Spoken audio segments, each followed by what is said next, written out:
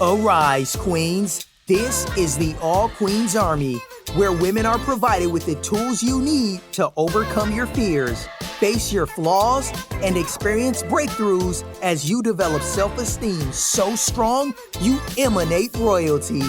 Now, for your host and commander of the All Queens Army, Breizy Time.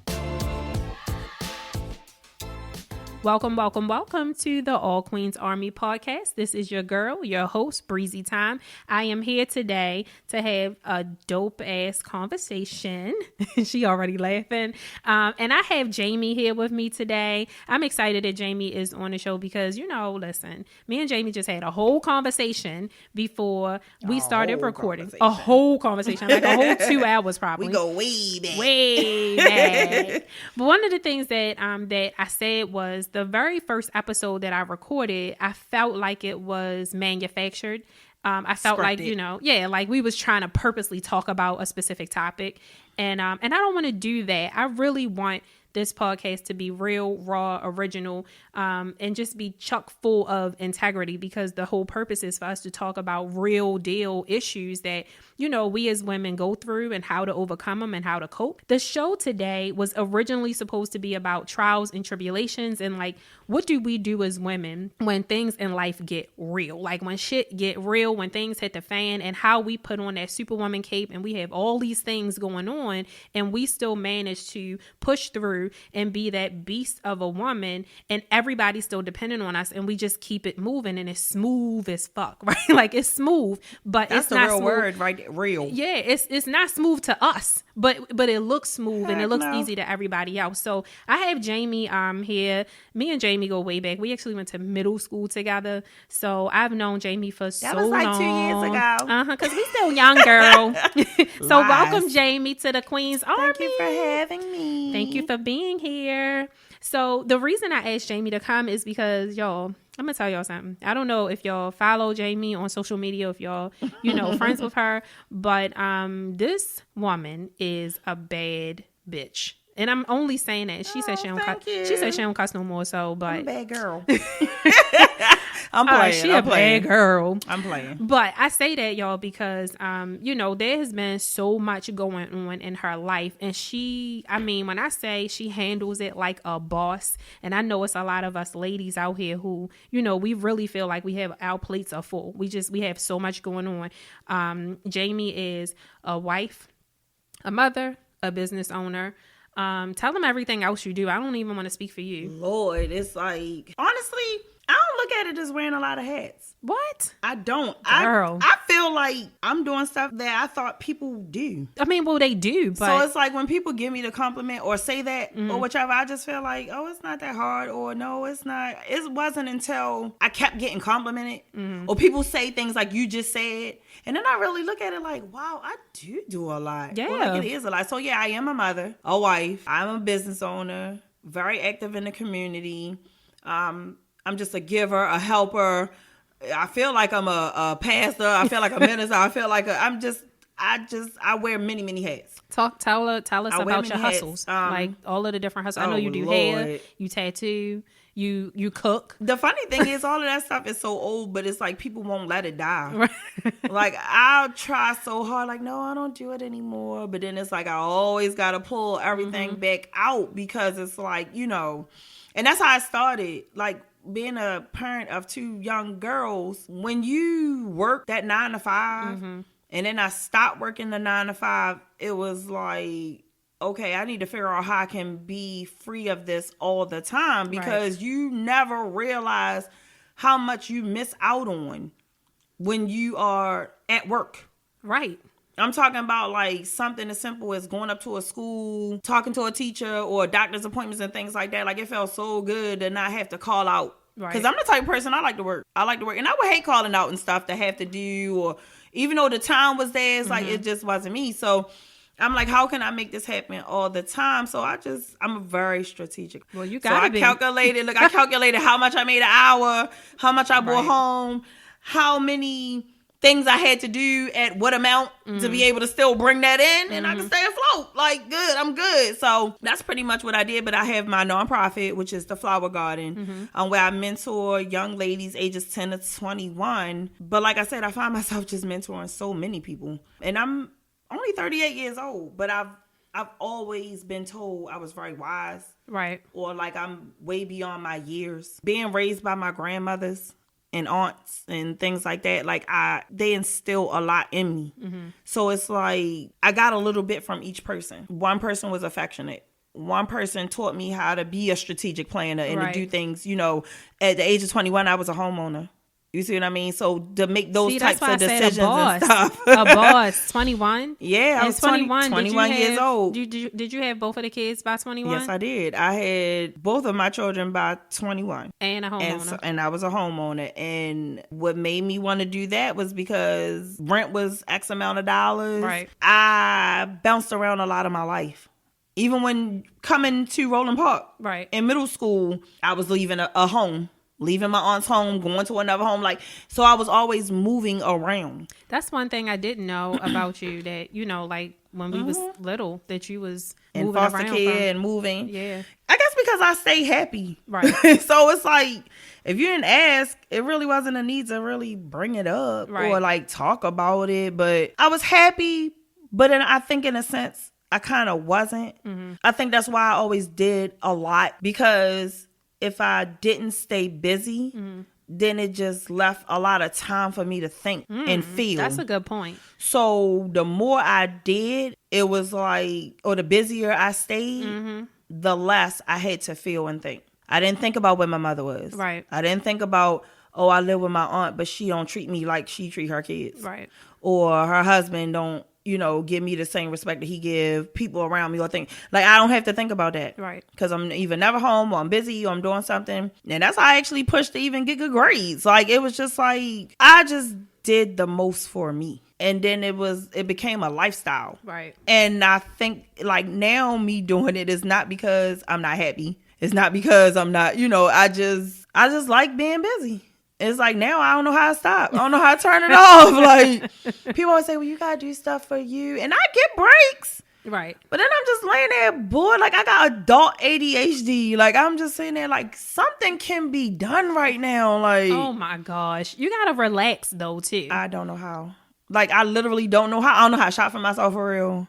Oh my gosh. I don't know how to, like, I told myself for 2018, once a month, I was going to go to a spa and just treat myself. Like, get a massage or just relax. Self-care is important. Girl, bye. Like, No, Jamie, for real. Self-care I know it's important. So I don't know how. I just don't. Oh my gosh. So listen, this is crazy. So you're strategic, right? And you plan all of these things. I had it all. Look, you all planned in. out how much rent is. I had the date. Why everything. does it make sense for me to keep paying rent and let me buy a house at 21? So you know damn well that you can at least carve it out into your calendar, so that, because that's the most important thing. But you know what? It goes back to what I just said.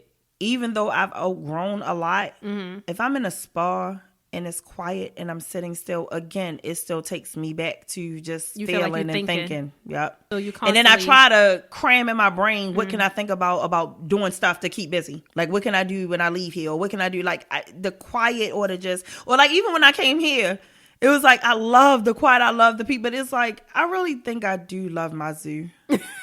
I do. Like, it's too quiet. Like, I think I can have it for a moment. Like, a whole bunch of noise in your life, because that's like a coping mechanism for you, right? Because I've always been that house. Yeah. Even at 21, like, my friends can tell you, like, I was that go-to house. Everybody came. I love socializing. I love all the time.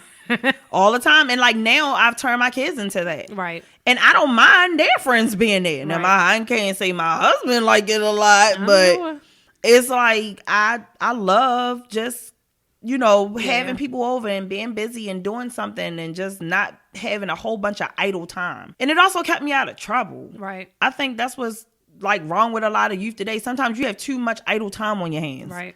You know, you need to keep busy or do something, or like, to me, it's like being lazy, but then I've learned it's not being lazy. It's just I can't place expectations or think that everybody should be like me or like move like me or do as much as I do or whichever. Because like I said, I look like, dang, I do a lot. So with everything that you do, like how do you incorporate, your kids into that? Like, do they have chores? Do you tell them that they have to do things to take stuff off of your plate?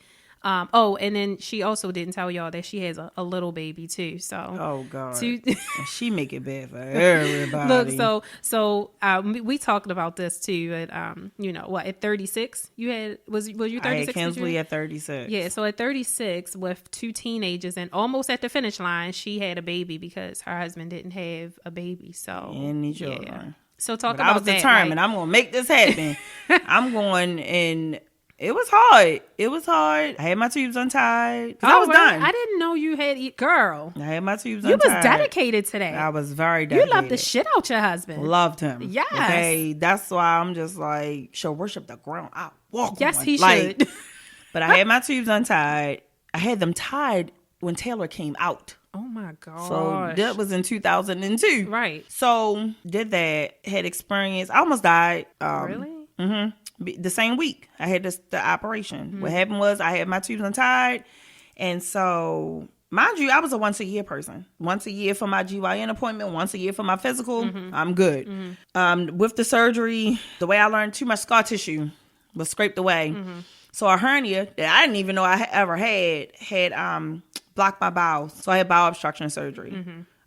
Literally instead of everything exiting, it was filling up. Right. So I'm literally throwing up, coming up my nose like everything. Yeah, it was like toxicity or something. And so for my surgery was on June 10th. Mm-hmm. Up until June 13th, I was being told like basically I was just healing. Right. Like, they do laparoscopic. So it was the air or whichever. But no, I was feeling like I was having contraction. And on the 13th, I looked at my husband and he looked at me and I'm like, I have to go to the hospital.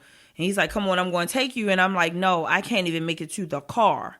And surely enough, when they got me there, they did the whole, had she not have gotten here, because the ambulance had to come and get me. Mm-hmm. And they said that had I not gotten there sooner, I probably wouldn't have made it. Like they literally, I woke up to drainage tubes up my nose, everything like, and told I couldn't have a baby. After that week, we paid cash money to have my tubes untied. And then the same week, I was told I could not have a baby because I had now had abdominal mesh in me to block this hernia that I didn't even know I had. So I'm being told this on the 10th. On the 10th, I had my surgery, which is also hard for me because that's the day my grandmother died. Mm-hmm. And she was like my mother. Mm-hmm. So that week is always hard for me anyway. So this was like a double whammy. So on the 14th, I'm waking up to that news. And then I have a birthday on June 17th. Lord. Who celebrates in the hospital? Like, and just told that. So then I ended up actually not obeying them, the doctors.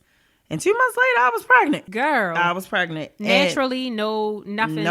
Nothing. And I thought, I've been tied up for umpteen years. Right. Like it's going to take a while for my body to get back into the swing of things. Mm-hmm. Like, we married. Gotta deal with all that. Like, that's just whatever. I can't take all that extra stuff. So, yeah. And that happened. But it was like I ended up having an ectopic pregnancy, which we weren't even sad about. Like, I wasn't sad.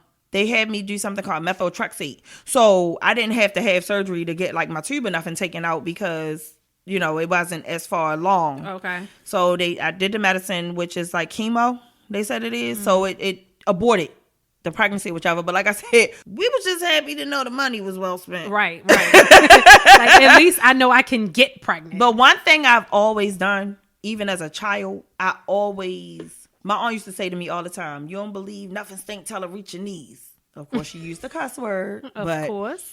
But she's right. Like, even them telling me that I could not have a baby, like, I know who I serve. Right. I know who is the head of my life. Say it. So it's like, you telling me that. You say what you want to say. I'm going to have this baby. Mm-hmm. I'm going to do whatever. So, fast forwarding, 2 more failed pregnancies. So that's 3 failed pregnancies now. Mm-hmm. That I done gone through. And I actually had gotten to the point, at this time, my husband and I, we were fostering. Right. And we had the boy, my son, since he was 10 months old. And his sister, she was not even born yet. Mm-hmm. So they were now 4 and 3. Okay. And I'm like, maybe it's not working out, but mentally and physically I'm tired. Right. Like I can't. I had never tried to have a baby. Right. So like you just got pregnant, and that's something that those rich people, they're practicing and they're trying and all that. No, I wasn't rich. When I got pregnant, it was like, oh shoot, like I don't know what it's like to plan a pregnancy. So, but it was really getting hard, and I was like, I cannot do this. Like this is too much. And I said, if it's meant, it will happen in God's time. And I didn't want to lose my faith or whichever, but it's like I just wasn't. I had given up on forcing it myself. Right. So we adopted the 2 that we were fostering, and 2 weeks later, here come baby Kinsley. I said, ain't this nothing? That's how it worked out, though. Ain't this that is how stuff worked out. Oh my God! So now y'all got 5 kids, 5 kids, and your businesses. And still fostering. What? I told the agency I was taking a little break. I had the baby. Right. I had 5 kids, Break. I have 2 extra. Because I don't know how to say no. Girl. It's like in my mind, I'm feeling like. I'm going to have to say no for you. I know. But now I'm up to 7. So I have 7 kids in my house. Oh, no. I'm lying. I have 8 kids in my house. I have 7 if you include my 5 and the 2 that I fostered. And then I have my kids' friends who just feel like they don't want to go home. No, literally. So have been living in my house since December. So I'm going to just say this, right? You are like an angel, because I'm sitting up here like this one is on his way to college and I am feeling happy. But no, seriously, I mean, to me, a person. Oh, wait a minute. Oh, and I still have the property that I bought when I was 21. So I also have rental one property. of my youth workers that I took in living there. So. Child. That's a lot. And it's not even, like I said, I'm not even saying that to boast or brag or anything. I'm more so just, like you said, when you an angel, you got to think of where I come from. Right. I always look at it like, what if my aunts or my grandmother, in spite of me maybe feeling like certain things could have gone differently or they may not have been the greatest to me, right? I still don't have those stories. Right. I've never been raped. I've never had to wonder where my next meal going to come from. You've seen me in middle school. I've never walked around with one pair of shoes. Right. Like you said, you would have never even known. So because of that, and because of people not ever telling me no, that's why when the agency called me, it's hard for me to say no. Right. That's why when somebody on the street need my help, it's hard for me to say no. When a friend of mine or anybody needs anything, it is hard for me to say no, because I always just think, and I gotta tell my husband that sometimes we kind of have similar backgrounds, but he's always just lived with his grandmother.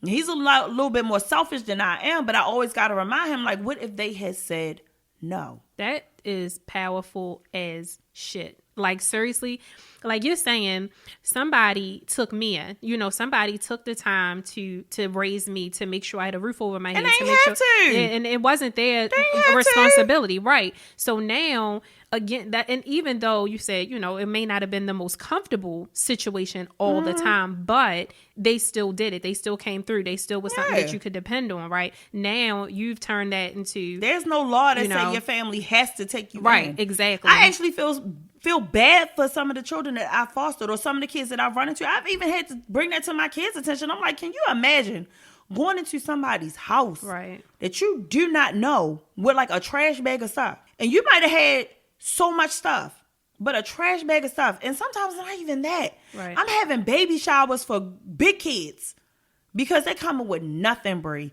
I'm talking about, I had one child come to my house. Them paper leaf lawn bags? Yeah. One of those. And she was coming stuff from like Shepherd Pratt. Like, cause they hurt and no family was visiting, and I'm like, this just stuff? Like, this is the stuff that you had, like even when you was home? Right. It's like, oh my God. But where do you, here's one of my questions too, because now I'm starting to feel like, shit, I need to be giving back more. The fuck? Like, what am I doing? I'm not giving back anything. It's rough in these streets, It girl. is, but and the reason why I asked you specifically to come on the show is because I feel like I watch you do that. And then here I am with one ass kid, one husband, and they be weighing me out. Like, I'm telling you, I just told you not too long ago before we started recording, my son would get home from work, come and wake me up out of my sleep to ask, Mom, did you cook? Is it dinner? Mom, did you wash my clothes? Mom, did you fold my thing? Mom, did you call me? Did you do this? Did you go here? Did you go down? Be like, boy, leave me alone. And it's crazy because that's one teenager. I did get pulled every which way. You know what I'm saying? I do. So for somebody to be able to do it now for, y'all 5 children and you have other foster children. And then if you don't mind me saying this, everything that happens as far as like you just explained, the struggle of getting pregnant and everything that you had to go through to make sure that, your husband had a baby because he didn't have any kids. But then everything that happened with Jordan, which fill us in on that, because I know a lot of people, you told me people starting to make up their own stories about Jordan and everything. It was like, I'm literally, I think that's probably what was the most frustrating part out of the whole ordeal that happened with my daughter. Right. The fact that, like, remember we said earlier, I don't bother anybody, Bree. I pour into this community. Yes. So it's like, Lord, this is what I get. That was the happened? first thing I thought about, Jamie. And look, and then I cussed. cussed. The first thing I then I cussed. I cussed on social media. Right. I literally said some bastard shot my child. Right. Like, literally, and I get emotional even thinking about it still to this day because it was like, yo, you could have took my kid. Yes. And I'm like, we don't do nothing to anybody. But then it's like, why me? But then I had to think about it like, why not me? Right. Who am I? Yeah. And see, what a lot of people don't understand, like, even with, like I said, with this walk that I'm walking or whatever, or trying, I'm not all holy, sanctified. I don't walk around quoting scriptures and things like that, but I study and I read a lot. Mm-hmm. And sometimes it's not always about you. Right.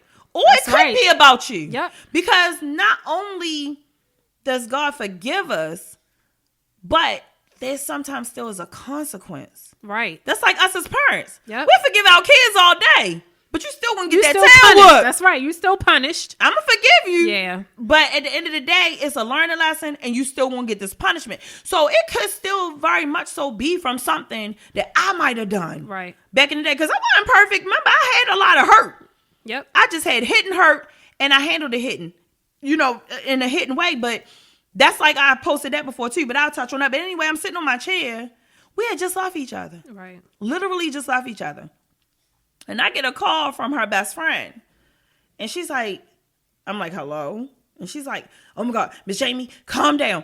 I'm like, Zoe, why would I calm down? All I said was, hello. Like, literally, hello. So she was like, okay, well, it was a shooting in the area, and Jordan was running, and we were running, and she fell, and she hurt her arm really, really bad. I'm like, okay. I'm like, just send me the address.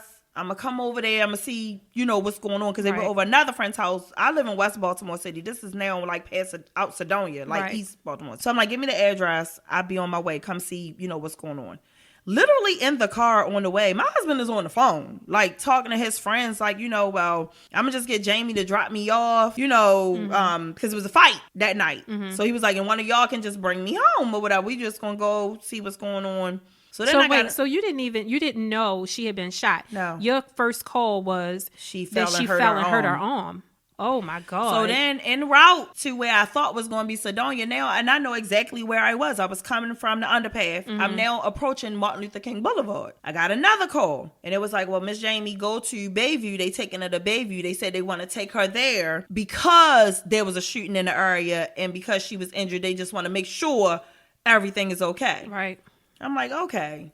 So I'm cutting the right on Martin Luther King, hit 95. Right. I'm going to Bayview. So I get to Bayview. They're all in the lobby. And so the little girl, I didn't even know her. But she was like, yeah, because when you hear arm, you thinking what? Arm. Yeah, like her arm. She was like, yeah, because she kept going like this. Mm-hmm. And she was like, yeah, because it was a bad cut here. So at that point, I was like, oh, Lord, my daughter done got grazed by a bullet. But I didn't want to freak the kids out, but I'm kind of freaking out. She was pointing like to the collarbone, right. Like, okay, gotcha. She was pointing down here. Okay. So I'm thinking, oh, so she did. But then I'm like, she fell forward? Like, to... Yeah, like it wasn't if it's a up. cut, right. Yeah. So now I'm trying to stay calm, but now I'm just wanting to go in the back. My husband, he murking out. Our kid back there, y'all not letting us back. And I'm like, can he just calm down? I say, because if you act irate, we're really not going to be able to go in the back. We're going to go to jail, and I want to see what's going on with my kid. So now they letting us in the back, but instead of taking us to the room, they took us to this little teeny, like, little office room. Mm-hmm. And now my stomach is hurting because I'm like, okay, what the hell is going on? What's happening? Right. And now it's probably like 8:30, almost 9 o'clock around this time. And I'm giving you the times for a reason. So they sit us down and they like, tell us what you know. And I'm like, there was a shooting in the area. The kids, everybody started running. My daughter tripped and fell, hurt her arm. And they was like, no.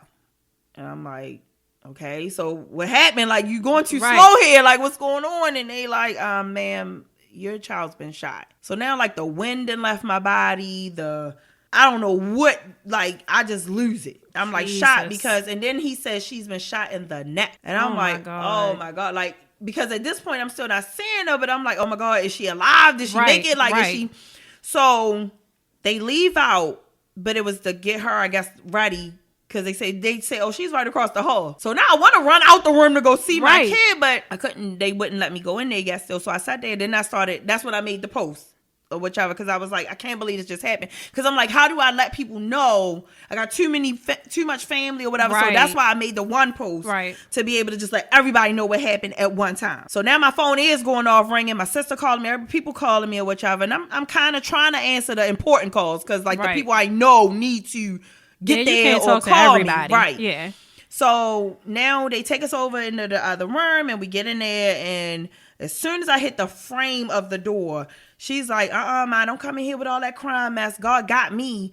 I'm good. Right. That's where we got the hashtag from. Mm-hmm. I didn't even say anything. I just broke down more when I see her laying on this bed, and like, I'm just like, oh my God, this can't be real. Like, this is not happening. Like, my kid got shot. So I sit down beside her, and then she just busts out like, yeah, I can feel my arms now. I'm like, because when they said shot, I'm so like shocked about the shot part. Right. I'm not even thinking like paralyzed or something being messed up or nothing. Like, when they say shot in the neck and I see she talking, I'm thinking she good. Like, we, whatever. Oh, and mind you, they told me the bullet was still in her. They said the bullet's still in there and we can't go get it because it's too deep in. We'll do more damage trying to get it out than just letting it be. So she hadn't been in surgery or anything at this point, time. No. Okay. And that's why I was giving you the time. Right. Because at 8:30 is when, around 8:30 or so is when all of this first started. Mm-hmm. Now we probably up to almost 10 o'clock. Probably almost 10 o'clock. Now this has happened. They asked us to leave. Mm-hmm. They want to do the x-rays. Now they want to do the x-rays to actually find out exactly where the bullet is. So when they did that, I'm in the waiting area now, waiting with family and friends who were able to, get to us. And so they told us that the bullet, was where it was or whichever. And they said, okay, so we want to, do a little bit more x-rays or whichever. I'm like, okay. So we go. They let us know everything where it was at. We went back in the lobby. Now we're probably up to midnight. Midnight comes. Now they come back out and they saying, well, we have to insert a, what is that tube? A catheter or something? Chest tube. Oh, okay. I'm sorry, a chest tube. Because she was filling internally with blood. Mm-hmm. And we have to release some of the blood. Oh, and now she has a collapsed lung because of the internal bleeding. Mm-hmm. So now I'm crying harder, like, oh my God. So why didn't they do any, like, what was taking so long? I'm interrupting you. I'm sorry. Go ahead. No, so now we did that. So now they inserted this chest tube and they're releasing the blood. And again, I'm back out here with family and friends. We just waiting or whichever. So now we're probably up to almost 1:30, between like 1 and 1:30. Mm-hmm. Now they're running back out to me and telling me I had to sign 2 papers. She had 2 papers. One paper was to insert dye because now they believe or know that she has a shattered artery. And they were releasing the blood, but she kept filling back up. Right. And so once they, the dye was to find out where the injury actually was, and the other paper was to be able to immediately go in and repair it. Mm-hmm. So after that, and they say, well, ma'am, we can do this, but she runs the risk of having a stroke. And if we can't stop the bleeding, unfortunately, it'll be nothing we can do, and you will lose your child. Jesus. And at this point, I'm yelling at them like, I don't care. Like, get in there. Like, don't stop talking to me. Like, go do what you got to do. Like, I signed the papers, whatever. Like, now I am screaming. I am in this lobby. I'm outside. Like, they taking me outside trying to get air. I'm just going. Like, it was so many emotions, so much going on. So from like 1:30 to now, it's like 4 something in the morning. And I'm talking about, we literally packed. They had to put us all on one floor to ourselves. Like, one like wait area that was closed. Right. They opened up just for us because there was so many people waiting to find out what happened. And so they came out around 4:51, not 4:51, that's the time she was born. So it was like 4 something. And they're letting us know the surgery went well. They were able to, stop the bleeding. But then they had to go back in to check her spine. Because remember, she said she can feel her arms now. Right. She couldn't feel her legs. Right. And so they had to go back in to do x-rays to see if she was going to be paralyzed or to see if her spine was at all shattered. And they was going to have to go in and repair her spine. So from 8:30 or so, no, mind you, no, I'm sorry. 8:30 was around the time I found out. This incident had to have happened like 7:45, maybe almost 8 o'clock. When literally all she was doing was standing, talking to friends, and 1,300 feet away at a basketball court, 2 groups of guys get into an argument, whatever, however, it probably wasn't even an argument. It was, whatever the case may be, 1,300 feet away, they start shooting at each other, and this bullet literally traveled to my kid. That is... What happened was No she words. said she turned around to see if anybody was behind her, meaning like her friends or anything. And that's when she said it just felt like her eardrum bust. And she said her body just collapsed to the floor, or to the ground rather. Right. And so when people feel like they were saying she was at this basketball game, she was not. She was near this basketball court. She was not. When you hear freak accident, it was literally freak accident. Yeah. She was literally outside talking to friends. They was actually about to go to like IHOP. They were literally waiting for some phones to charge, right, so that they could have enough juice to go all to IHOP. Because it's like, hey, I'm in East Baltimore. All my friends that live over this side, y'all, we here. Y'all want to do something, right? And that's what they were going to do. But everything changed at that time. And again, the reason I brought up the times was because from before 8 o'clock till about 1 something in the morning, my child bled internally and never needed a transfusion. She didn't go brain dead. Right. She didn't need anything extra. She didn't need a trach in her throat. Right. She didn't need any of these things. So that's why I say about the whole walking the walk. Am I going to walk around quoting scriptures? No, I'm not. But at the end of the day, I know signs and wonders. You cannot tell me that there is no God. Right. Or that, no, you cannot. And even down to that, I had to check some people because they were talking like, well, what kind of God will let something? Let me tell y'all something. He give us free will. Free will. That's right. Speak. So the people who decided to do this, that's not God. Right. Well, God didn't make He didn't, right. He did not initiate, but what he did do was make sure that my child didn't die. That's right. So for that, I am forever grateful. Yeah. And I don't have it 100% right, but I'm trying enough to get it right. You know what I mean? Yeah. And the human side of us will still doubt at times, and we'll still try to hold on to faith. But at the end of the day, it's like, again, I will always play that back in my head. Not just with that, but just it's a lot of life, situations that I could, girl, we'd be here all night. Literally, if I ran down everything. But that alone, and like I told my child in the hospital, because one thing, what I told you, I'm a strategic planner. We had goals. We had things set up. We had, stuff for us to do. I have to. I it's like my OCD to have everything planned out. It's like you fell back into your coping mechanism. It's like I have everything planned out because if a wrench get thrown in the plan, it's nothing for me to restructure or regroup. Right. And this was a big thing to regroup. Yes. But I told my daughter, and I promised her, nothing changes. We just have to find a different way to go about it. Right. She had gotten her driver's license the day before she got shot.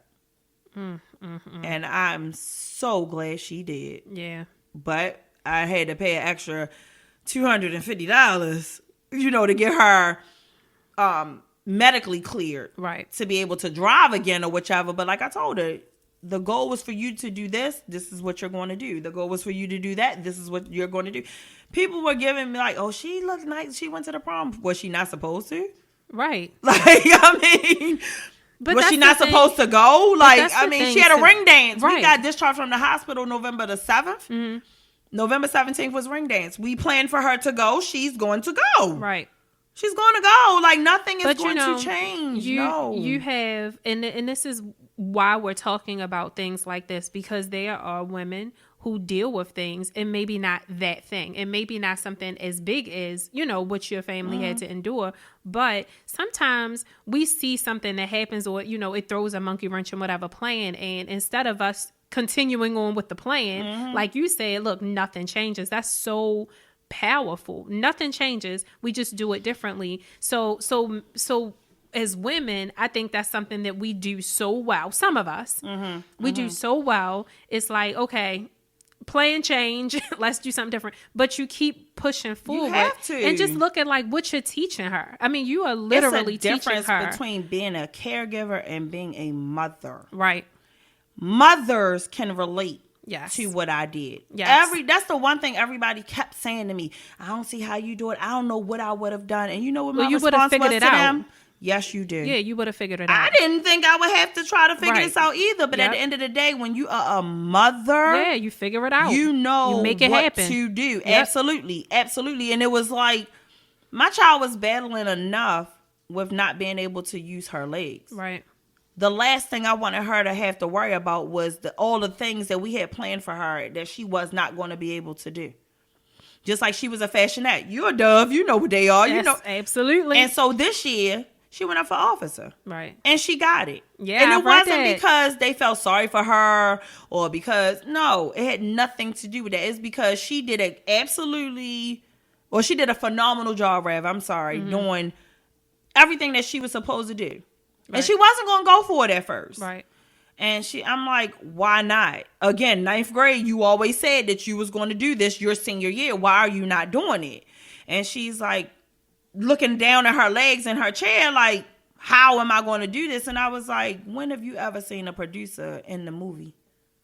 I mean, it happens. Yes, honey. Say that again. But I said, when have you ever seen a producer in a movie? And one thing about my child, she's a lot like me. She listens when I tell her stuff and give her information. She trusts me. Right. Like, she trusts the process. She trusts what I tell her.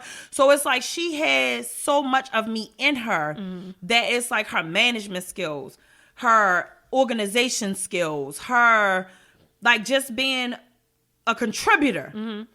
Like I told her, you qualify in all of those areas. Right. So don't knock yourself from an opportunity or something that you always said you wanted to do because of that. Right. And so she set up, she put that PowerPoint together because they had to do a PowerPoint in an interview. And she did what she had to do. She came up with the fundraising idea. She came up with the scenes. They had to create 3 fashion show scenes. She did everything that she was supposed to do. And she sat back patiently and she waited and she got it. I mean, so amazing. Like I told her, I don't do pity parties. Right. I don't do pity parties. I'm not a non-empathetic person. I'm not. But words become flesh. And I just don't believe in giving too much negativity a lot of power. Girl, say that again, too. Because it's like my aunt said, I don't believe nothing stink till it reach my knees. I dictate how this is going to go. Right. I get to dictate what my happiness will be or what, with the help of him, of course. God, of course. Right. But at the end of the day, man will never tell me what I cannot do. Same with my baby. She looked me in my face and said, you will not be able to have a child. And again, here's my child. Oh, mind you, because the mesh got taken out. The mesh got taken out because my body started rejecting it. So here it is where I literally had a hole in my stomach. And like stuff was coming out over a course from November of 2013 until about my next surgery was January of 2014. What you think that was? Or who do you think that was? Girl, you giving me chills. You don't honey. tell me what I can't do. You're giving me chills. Nobody can ever tell me what I cannot do. I'm the type of person, I exhaust all efforts. Right. That's it and that's all. And if it don't happen, it don't happen. But I still choose not to look at it as a negative. Right. It's still going to be a positive. It's like it's a lesson learned in it. Yep. It's a lesson learned in it for me. So I am going to tell you how this is going to go. Right. And I want that I want my kids to have that too. I was going to say it should be like that. And for me personally, I'm the same way. Like, I'm the same way.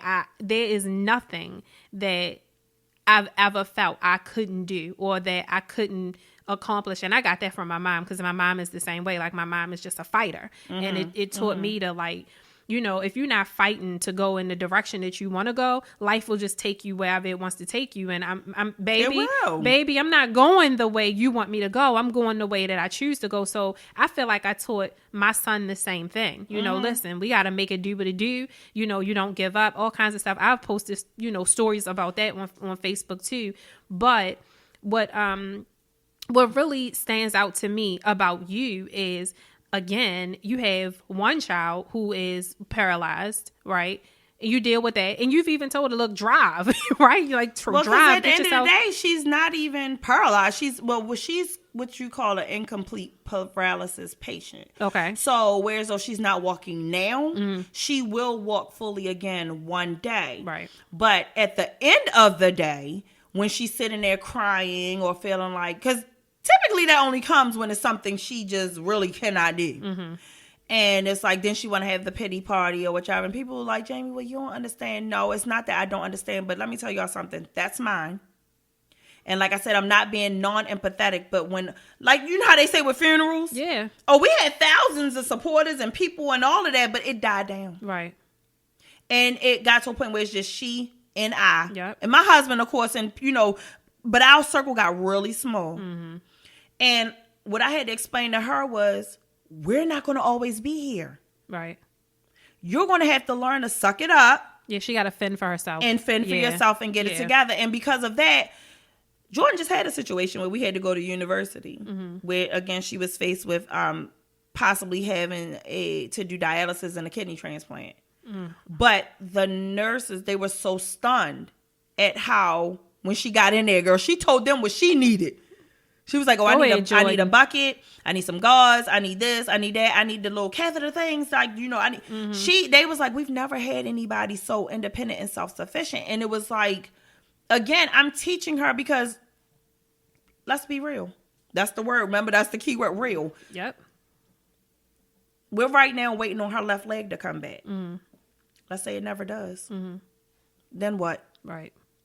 We're still planning for her to go to college. She does not want to go in state, so she will not go in state.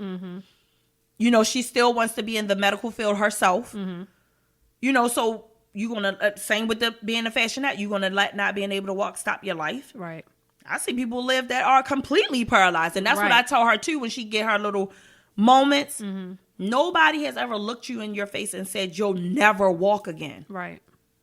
Some people are battling issues that they just can simply do nothing about. Right. That's true. So because of that, you're going to push. And we're going to keep on living this life that was spared. And that's what we do all the time. And she'll try that. You just don't understand. You're right. Right. Because I can still walk. Right. I've never been shot. I don't have to take all these different because my child was just like me. Once a year. Her physical. Yeah. That is it. Now she's in Kernan for therapy 3 times a week, appointments every 2 to 3 months, sometimes, every month getting checked. Like, it's so much. And I know it's overwhelming, but at the end of the day, it happened.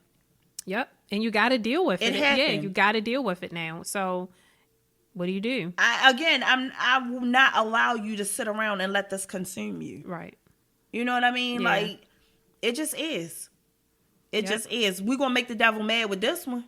We're going to make him mad with this one. I mean, you got to do that. And you have to teach your kids that. And especially because at the end of the day, this world don't give a shit. Going to eat you up. And it don't care about what happened to her. Because not only So I deal with that with Jordan, but you also know, well, I mean, it's no secret. My 16, well, she'll be 16 on Sunday. She is in the what is it? LGBT. Yeah. So, again, I teach her as well. Right. Your happiness is your happiness. I get that. But you also have to be understanding to the fact that everybody is not with it. Right. So what I teach her to do is be respectful. You know, you have to respect your surroundings. You know, certain things you cannot do, you will not. Is it fair? No, it's not. But at the end of the day, it just is. Right. That's the world. And like we just said again, right? This world will eat you up. Yes, it will spit you out and don't care. And that's how why I you don't feel. understand what we say. A mother. I don't see how a mother can have a child in this position and feel like you don't like it, so you cut them off. As a mother, our jobs are to protect and love and show. Like we had the conversation, you were saying your son's never seen you have arguments and things, like, because you're protecting his feelings. You don't want them to see that side of you or you to have to be in that position. Right. So it's like, you know, that's what I'm here for. I'm not here to beat you up and tear you down and make you feel bad about yourself. I'm here to uplift you and push you and teach you what to be prepared for. That's what I was about to say. When How you to go out overcome what you already know they're gonna face when they get out to the world. Yeah, I mean, and it's not. There's a weird balance with that too, because, you know, you want to cuddle. Like when my son goes through things, sometimes I want to cuddle him. You know, I want to make it okay, but you just can't. Yeah, and my mom didn't do that to me, so I can't do that. Like, I have to let him go through it and let him feel how it feels. And then I coach and teach him how, you know, listen, look at it from this perspective, you know, maybe learn this from it. How do you turn that into a positive? How do you overcome it? You have to. You do have to, because I don't understand it. I don't understand people who they've never been 38 before, but we darn sure have been 16. Right. 15. Exactly. 14, 17. And honestly, I couldn't have asked for better kids. Right. Because when I was 16 and 17 and 15 or which, girl, I had a whole soulmate. Yeah. I had a whole soulmate. You couldn't tell me nothing. Well, I did too. We gonna live this life and we gonna be together. Girl, you know we can relate on that, because I was in love. Yes, ma'am. Didn't even know what a love was, but I Yep. was in love and couldn't nobody tell me different. That's and right. you don't know, and this, that, and the Girl, third. I thought we was gonna be together for the rest of our lives. I wasn't like mine's focusing on careers, Right, and futures, and girl, and credit cards and credit and things. Right, college. Yeah. Bree, I was on my own. Like, it's like, and I think that's my biggest feature. Like, I never want my kids to be alone. Like Jordan, when she got her driver's license, I was at the finish line. I was at the end. I went to get my driver's license with my damn instructor. I did too. By myself. Yeah, I did too. By myself. Like colleges. I probably could have gone and had that whole experience and been in sororities. I'd be looking like, dang, I really want to do that, or wish I would have done that or whatever. But again, I didn't know anything about the importance of a high SAT or scholarships and leaving and things like that. I mean, in my mind, I just wanted a job. Like, you know, I was supposed to have been a mortician in real life, like a mortician, because I felt like those clients were not like, they ain't say nothing back. And I could just really be, and you know what? And at that point, I felt like I could be myself. Right. I could breathe. Yeah. I didn't always have to be funny. I didn't always have to be, you know, it was like, I'm just in this room with this person who cannot say one word. Yeah. But what changed all that was my grandmother had died. And at that point, that was the only person I really, truly loved. So I then knew what it felt like when people would be falling out at caskets and screaming and hollering and just sad and hurting. Like, and I'm like, I do not want to be around people like this all the time. And it was like, I want to help people not feel like this all the time. Yeah. So that's why I changed all of that. Like, Well, I'm going to ask you this one question, and then we're going to wrap up, because this, to me, it ties everything together. So we have talked about your kids, right? The 5, the 2 adopted kids, and then your 3 kids, one of which you just had. So is she terrible 2s yet? She's not even 2 yet. Is she terrible? She was terrible. Where you saw my post? She was terrible at 2 months. The terrible 3 baby. months. 4 months she was climbing out of a car seat. Like, who does that? Like, she's never been, her pack and plays, she climbed out of them. Like, oh my this gosh. little girl is, you know how they always say she's been here before? I don't know where she came from or where she's been before, but she is so smart and just so like. But I mean, she's around the other kids too, so sometimes that helps because they are. But it ain't because they didn't act like her, and they still don't act like her. Like everything she do is all her. Oh my god! Like it's literally all her. Some of the things she may say, some of the things she may do, it's like it's not learned behaviors. No, she will not be. She's been walking since she was 8 months. So okay, so you have the terrible not even 2-year-old. Right. You have the 2 adopted. You said what, one extra foster kid right now? You said 2. You have 2. Okay, and then you have the teenagers, and one of which she was shot. Right, so you're still dealing with that because that wasn't that long ago. What has it been? A year, almost a year, right? It will be a year on September the 16th. So all of that, and then again, businesses, and you're a wife. Give some of the queens listening some advice on where do you get. We talked about the faith, right? So we know where the faith comes from. We know where the heart comes from, right? It comes from you wanting to be a giver and why you want to be a giver. But like, where does the energy, the drive come from? And how can some women, let's say you have a queen out there who's struggling with that, she has a lot on her plate, maybe not as much as you, but that's all relative, right? A person feels like it's a lot because whatever they dealing with is a lot. But what advice would you give a person on how to cope with it? The only thing advice I can give is, women, please read my favorite scripture, Psalms 46:5. And it clearly reads, God is within her, she will not fail. God is within her. Simple and to the point. Because I can't explain to you how I do it. Right. I can't tell you how I get up every day and remotely go from the time I get up until the time I lay my head down. It can only be God. People have hung with me for a day and like, oh my God. They worn out. Girl, like you do this, and I literally practically do it every day. Right. Like literally every day. Sometimes what I feel like is it's almost like I know some people don't believe in this supernatural, but it's almost like something takes over you. You know what I'm saying? Yeah. Like there's a God force. That's why I say takes God is over within you. her. She will not fail. Yeah. If you believe that, you can do it. Got it. And I'm not saying that you're not going to come into things. I'm not saying Like that things are not going to happen. Where you're frustrated. I just got out of a funk. Remember I told you I had a situation happen and I was glued to my bed. I washed, right? But I ain't comb my hair. Y'all just make sure y'all take a shower if you're going through something. Yes, bare minimum, please, y'all take a damn shower. It's like I actually was asking people, like, is this depression? Like, is this a form of depression? Or it's like, is this because it was like, you know how you can lie to yourself. I mean, I'm sorry. You can lie to people. Yeah, you can't lie to but yourself. You can't lie to yourself. Right. And this was just one of those moments I could not smile and pretend that everything was okay. Right. You good? No. You all right? No, not really. But it gets like that. And that's real. You know what I mean? I got tired. Yes, that's real. It's like down. At 38 years old, I'm finally learning. Remember I told you that I used to tell Jordan, like, Jordan, just smile. Just pretend it's okay. No. Yeah, sometimes, though, you can't. And I've made a vow to myself. I make a lot of vows to myself. Yeah. And I said to myself, no more. Yep. I'm not doing it anymore. If I'm not feeling you, I'm going to be honest. Yep.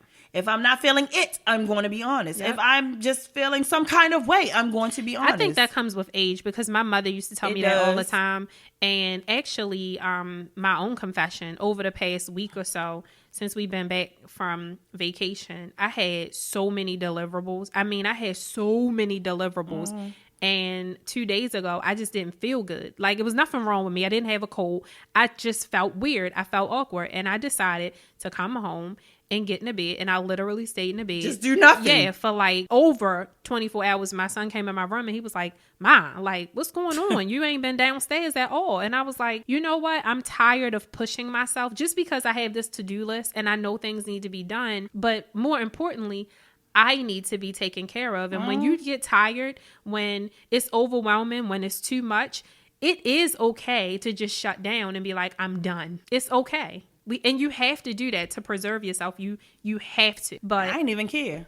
And I mean, no, but that's when I said I didn't care, but remember though. my That's whole fear of being quiet and being still was because of feeling like I would have to think about things. And I did think about things. Right. I was frustrated with myself, kicking myself in the tail, looking at all of the what ifs. Am I being punished?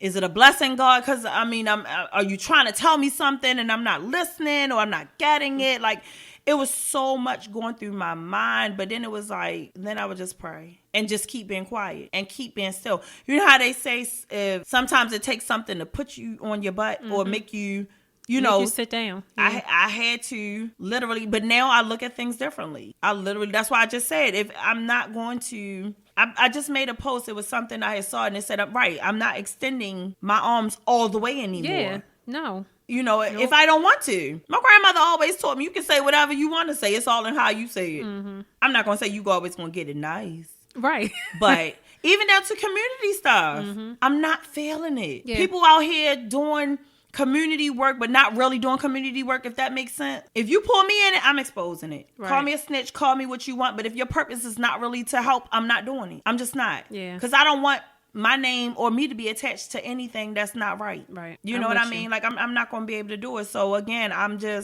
but that's what I tell people. Be honest with yourself. Read and live by that scripture and just do what makes you happy. Don't let anybody dictate to you what you cannot do. I mean, if you don't have the answers, if you don't know, ask. Because I learned that too in being a business owner. It was said that meaning we, us brown folk, fail at business because we don't know how to separate the two. And it was coming from a white person. Right. I couldn't even be mad. Because it was the truth. It was so many opportunities here recently that had I not asked, that could have prevented me from knowing. Right. Remember I told you I was calling everybody and it got the job done. Yeah. But if I'd have felt like, I don't really bang with them too tough, or they might, be all in my business. Right. Or, again, you have to learn to separate the two. Right. The personal from the business. You ever been told that statement, what's the worst a person can say? Either they're going to say yes or they're going to say no. That's it. Yeah, they're going to say yes or they're going to say no. That's it. So if you don't have the answer, Google is your best friend. Right.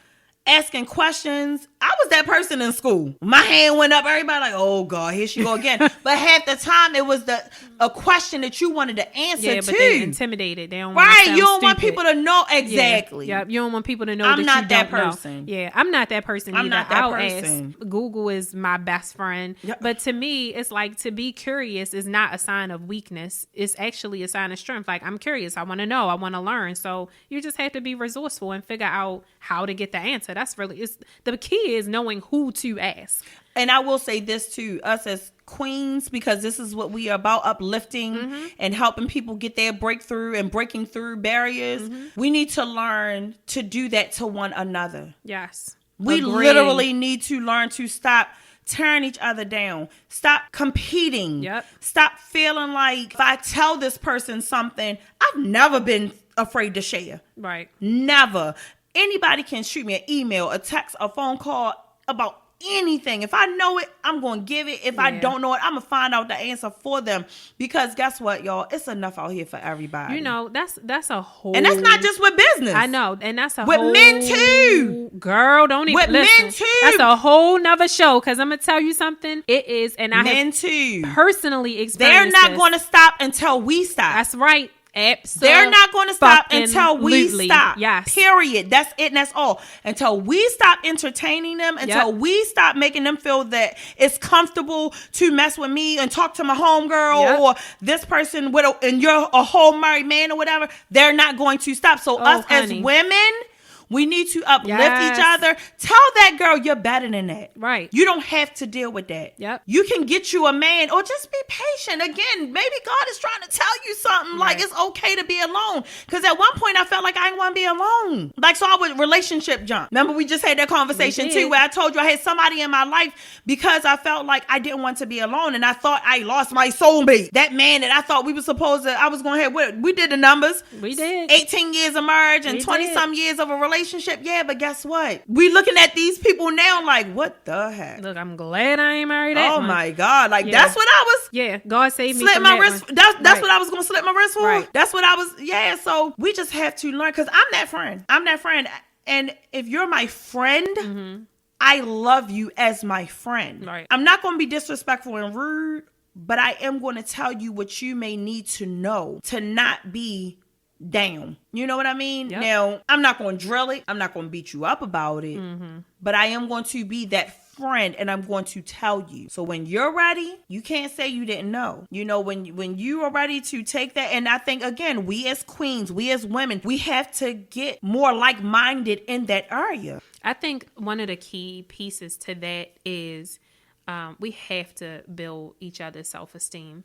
We're not. Stop fronting. Yeah, and when you say we tearing each other down, we do. We tear each other down. We're so hard on each other. I see it all the time. You know, we're talking about each other when we come up short, when we don't do the right thing, and instead of the person in quiet. Yeah, like here's the thing. Instead of putting this person down, first, maybe try to see it from their perspective, maybe why they do what they do, maybe why they react the way they react. You hit it on the nose. Look outside the box. Yeah, because everybody's not going to do things the way you do it, right? They didn't grow up the way you grew up. They weren't raised the way you were raised. They don't have the same morals or the same characteristics. Absolutely. But it doesn't make them a bad person. Absolutely. It doesn't make her a dumb, weak woman. It doesn't make her a bad mom. You know what I'm saying? It just makes her different. Thou shalt not judge. Absolutely. It just makes her different. When I see women walking down Garrison Boulevard, you know what I say to myself, Bree? Dang, I just wish I could just jump out and grab them. I wish I had something for them. Right.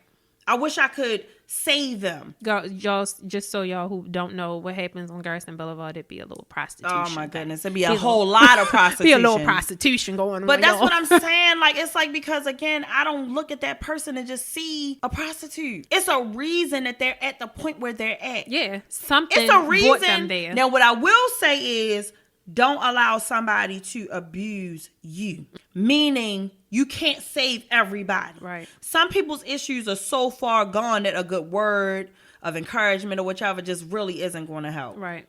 But you have to use a good sense of discernment, and you have to know that. Well, there's some people who are crying for help. Yeah, they are. You know, and those people are easily identifiable because they're usually the louder of the, they're louder. And I just feel like for us, and again, it's why I created All Queens Army. It's why I wanted to do the podcast, because what I see, and I'm pretty sure y'all see the same thing, is arguing, fighting, beefing, calling each other names, all the time. Lack of patience. That's a big one for me. It's I just have lots of patience. Lack of patience. We're so impatient with each other. And even, Black people, period, with each other, we're so impatient. We have expectations of each other that we don't have for everybody else. We know we're less tolerant. So anyways, that's a whole nother topic. Look, we're going to have to record that episode in that podcast. So this to talk will be about part that. one. Yeah, we this is part one. Part two. Yeah, this part one, y'all. Y'all got to tune back in for part two. But I'm going to go ahead and wrap up and just say thank you so much, Jamie, for being open to sharing your story. There are so many women who go through shit. People ask me about, and they'll say, how do you overcome this? How do you deal with that? How can I do this?